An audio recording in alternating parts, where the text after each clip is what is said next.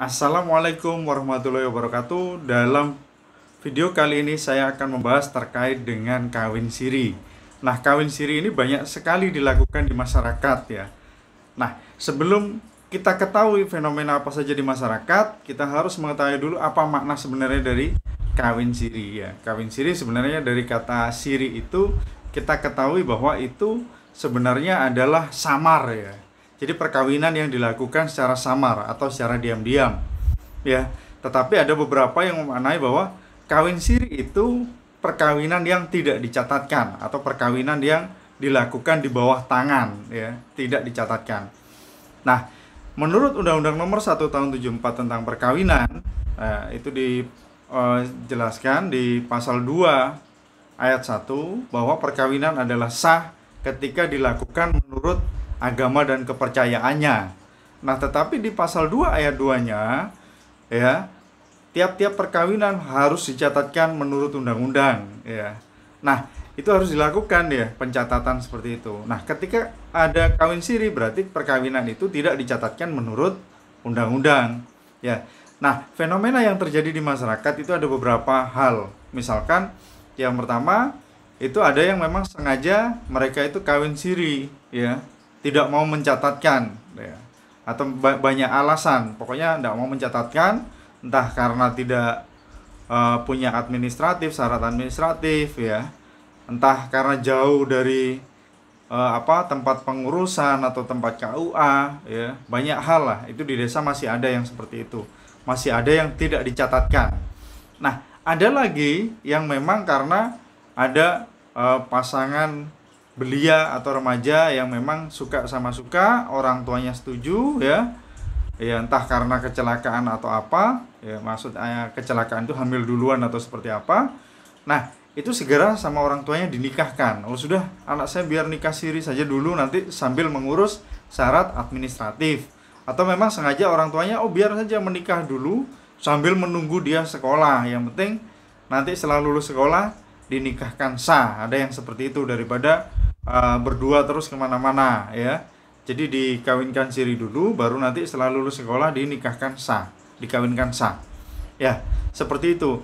Ada lagi yang memang sengaja mereka melakukan kawin siri ya, karena sudah punya pasangan sah. Misalkan ada yang punya istri sah, lalu dia nikah lagi dengan perempuan lain ya, takut istrinya mengetahui atau takut istrinya tidak setuju.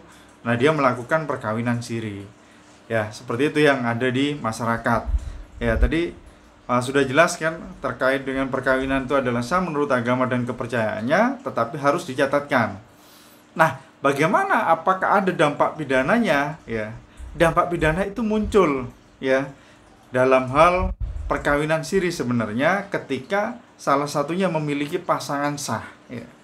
Nah, sebagaimana ditentukan di pasal 284 KUHP atau Kitab Undang-Undang Hukum Pidana ya, itu gendak atau overspell ya, atau perselingkuhan itu ditentukan, di situ ada ketentuan pidana ya.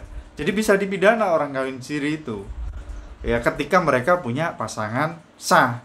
Kalau tidak punya pasangan sah, suka sama suka, usianya sudah cukup ya, tidak ada masalah ya. Nah, ketika mereka punya pasangan sah, itu siapa yang boleh melaporkan atau mengadukan? Yang boleh mengadukan atau melaporkan adalah istri sahnya atau pasangan sahnya ya.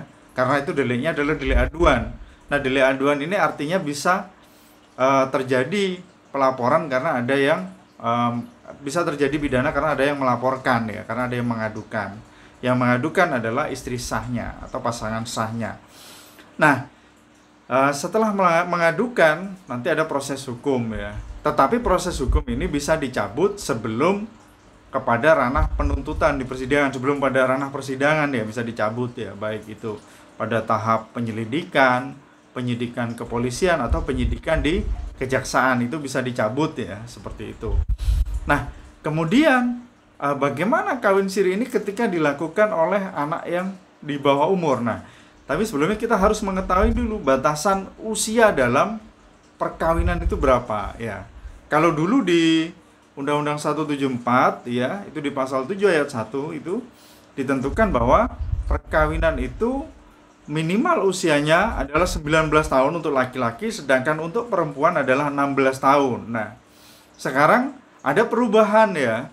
Undang-Undang 16 nomor 16 tahun 2019 itu ada perubahan. Itu Undang-Undang 16 tahun 2019 tentang perubahan Undang-Undang nomor 1 tahun 74 tentang perkawinan ya.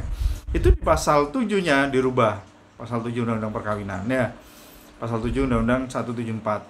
Nah, itu di pasal 7 ayat 1 itu sekarang usianya baik laki-laki atau perempuan itu sama-sama 19 tahun ya. Itu usia minimal perkawinan ya, 19 tahun. Nah, kalau anak-anak melakukan perkawinan bagaimana? Ya boleh saja ya. Boleh saja ketika orang tuanya menyetujui. Harus dapat persetujuan dari orang tuanya yang pertama. Yang kedua, melakukan dispensasi kawin ke pengadilan. Nah, pengadilan yang dimaksud kalau mereka beragama Muslim ke pengadilan agama ya. Kalau beragama di luar Muslim, ya non Muslim, bisa Kristen, Hindu dan seterusnya, Buddha, itu bisa ke pengadilan negeri ya.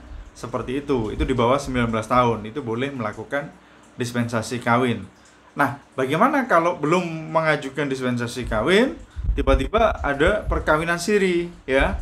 Dikawinkan siri sama orang tuanya. Ada nggak ketentuan pidananya? Ya, sebenarnya kalau orang tua atau keluarga sudah setuju semua ya nggak ada permasalahan pidana kan begitu. Tetapi kalau ada yang tidak setuju orang tuanya, itu ada yang bisa melaporkan ya, dilaporkan berdasarkan Undang-Undang Perlindungan Anak ya.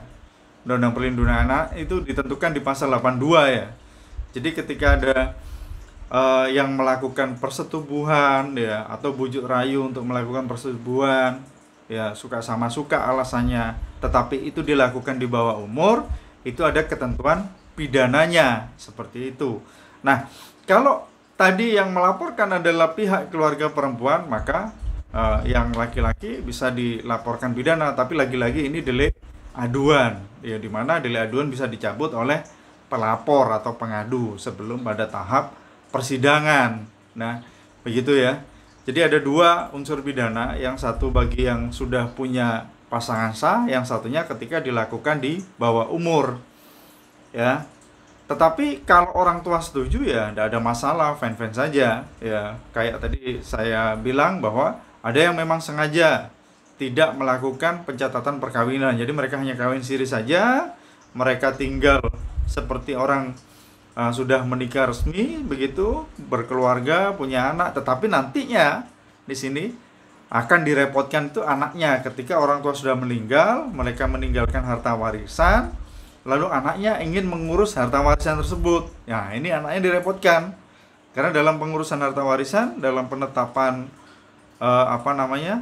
penetapan waris itu diwajibkan ada syarat administratifnya atau ada buktinya bahwa dia pernah bahwa orang tuanya pernah menikah, lalu setelah pernikahan melahirkan dia.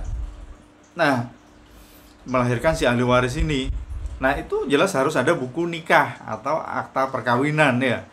Nah, kalau tidak ada bagaimana? Itu bisa dilakukan penetapan isbat namanya kalau di pengadilan agama, dilakukan isbat nikah. Orang yang meninggal, anaknya diwajibkan melakukan isbat nikah. Nah, ini agak merepotkan ke anaknya. Begitu. Nah, yang kedua bagaimana? Nanti ada syarat administrasi juga yang tidak dipenuhi, yang tidak dipenuhi dari itu. Misalkan akte kelahiran. Akte kelahiran kalau tidak ada perkawinan, tidak ada buku nikah, maka akte kelahirannya kan anak seorang ibu, jadi tidak bisa mewarisi harta dari ayahnya. Ketika ayah meninggal itu bagaimana? Nah, seperti itu.